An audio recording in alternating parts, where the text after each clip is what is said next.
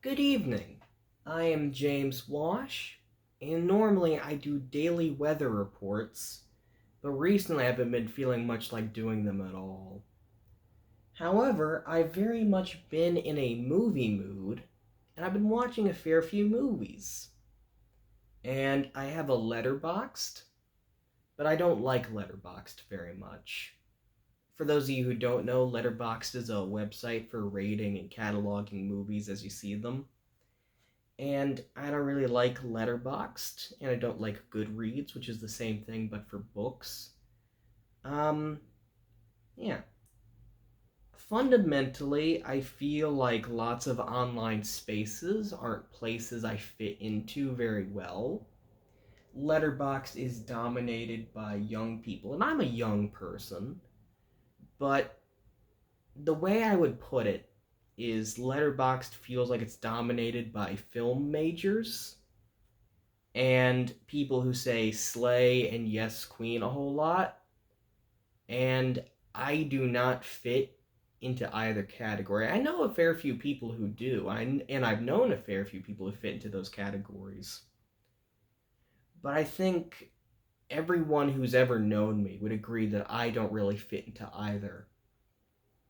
Not that there's anything wrong with that, just it's a social space in which the norms and how people respond to things don't make sense to me, and the way people say things can sometimes be grating. Letterboxed, for example, a lot of people try to be the funny guy, and when I think about movies, I don't try to be funny. It's one of the few times where I don't try to be funny.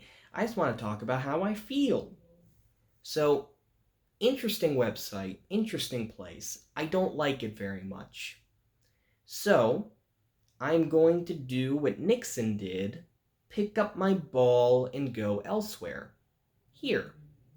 And I want to talk about the movies that I watch sometimes here as like a movie diary. Now, enough with the justification and the preamble. What movie did I see? You might not be able to see it on the whiteboard very well, but that's the logo for Superman. Yesterday, I watched the directed by Richard Donner, starring Christopher Reeve, 1978 Superman. And I really enjoyed it. One story that you hear sometimes if you read about movies or movie stars to some degree is Christopher Reeve later in his life in like the I believe the 90s. He fell off a horse. He was an accomplished equestrian. He fell off a horse and was paralyzed from the neck down for the rest of his life. And one of the people who met him in the hospital, the first person who got him to laugh after this terrible accident, was his Juilliard roommate, Robin Williams. And the lesson most people draw from that is that Robin Williams is a really swell guy who can make people laugh even in desperate circumstances. The message people forget from that is that both Robin Williams and Christopher Reeve went to Juilliard. And the thing that amazed me most about Superman is how absurdly good Christopher Reeve is at being Superman and Clark Kent. I haven't seen many of the new DC movies, but I've seen some clips and stuff, and I don't remember ever seeing Henry Cavill as Clark Kent. I don't know, maybe there is in the movies, I just didn't see it.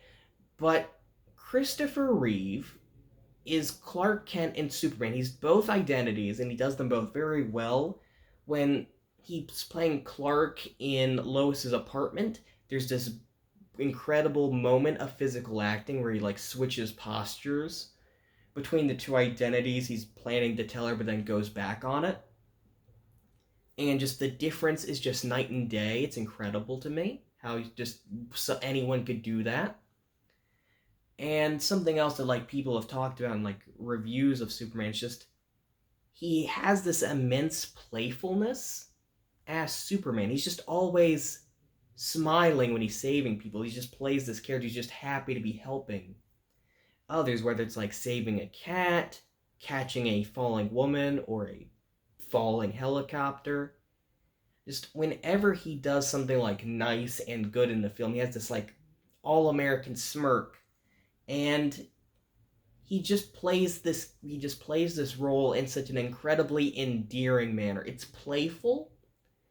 It's not the most serious thing in the world, but it's not like super self-aware. It's not like mocking or anything. It's just a really authentic, on the nose, sincere and endearing movie about a superhero, and it was a really nice time, and it was really fun, and I really enjoyed it. Gene Hackman, really fun as Lex Luthor. Marlon Brando, another film story here, a lot just like Marlon Brando, just basically just reading off cue cards, having his lines written in the baby's diaper, just phoning in the entire movie for his like 30 minutes or so there. And be that as it may, he still has a ridiculous amount of presence in the Krypton scenes, which is incredible. The sets themselves for Krypton are really impressive, really nice. Um, the retroreflective suits that they wear, like the shiny white suits, I really enjoy those. I think they're very like, I think they're very, I think they very well capture the otherworldly, esoteric kind of higher civilization type concept of like the Kryptonians. And I don't know. And Krypton's been like portrayed in the Bottle City of Kandor, been portrayed countless times in comic books. But when I think Krypton, I always think Superman, 1978. Just all crystals and light and stuff. It's really neat stuff. Really, the prologue, the whole movie was longer than I thought, primarily due to like this 40-minute prologue before we ever see a grown Superman, before Christopher Reeve ever enters the screen. But still, it's like it works as a prologue. They probably could have cut it out because, like, who doesn't know the story of Superman? But I'm glad they did keep it in. It fits very nicely. Something else I really liked is the movie self-contained, even though like the first 7 or so minutes sets up like the sequel. You could keep that. You could keep like the sentencing of like Zod and Ursa and the other one, whose name I totally forget, to the Phantom Zone. You could keep that. Never make Superman 2 or 3 or 4, and it's still the movie still works perfectly fine. Which is not true of lots of superhero movies now. They're always setting up sequels and like interplay between movies and TV shows. But 1978 Superman just works. It just works on its own. Has a massively endearing leading man in Christopher Reeve as Superman, as the sort of like extremely charming and fun superhero. You have like a Lex Luthor's a little bit of a weak villain, but he's still fun. It's still Gene Hackman. He's still having a good time. And it's very small scale, very small stakes, which is nice. But yeah, you have this very endearing leading man, a kind of endearing villain. Just fun scenes and shots and stunts. Margot Kidder's fantastic as Lois Lane. Just really great casting all around, I'd say. And yeah, it's just a good time. It's just a shamelessly fun time. And even I, just as a grown 24-year-old man, movie's over, I walk into the bathroom. It's pretty late.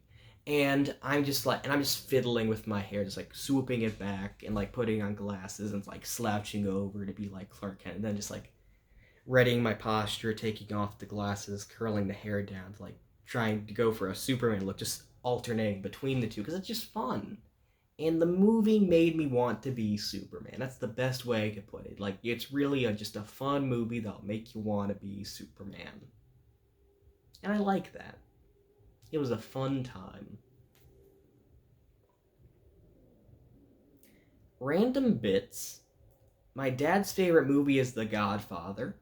So, seeing that Mario Puzo wrote the story and screenplay for Superman, kind of a shock. That took me a bit by surprise. Um, might watch Superman 2 again sometime soon. When I was a kid, Superman 2 is my favorite of the four. I remember we watched 1 and 2 one evening.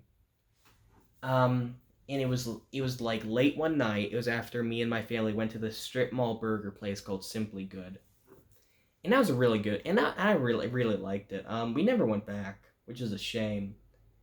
But we got like a discs of like all four of them from like Walmart, and we watched the first two that night, and that was a really cool time. Might watch the second one sometime soon. Might watch the original number two. Might watch the Richard Donner cut, which is pretty freely available now. I'm not sure which one I'll go with. Number two, I did prefer over number one as a kid. I think maybe because there's more hijinks, it's a little bit funnier. Maybe it's just because it had Ursa in it. I don't know. I can't go back and read 12-year-old James's mind. But, yeah, all in all, this is terribly disjointed. I haven't quite found my style for this like I have for the weather reports. But all in all, I really enjoyed Superman. Just totally unambiguous James approval. It's fun.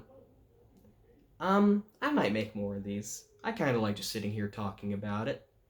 If you have any movie suggestions, hey, let me know. If not, then hey, just that's fine too, man. Live your life. That's about it. See you later.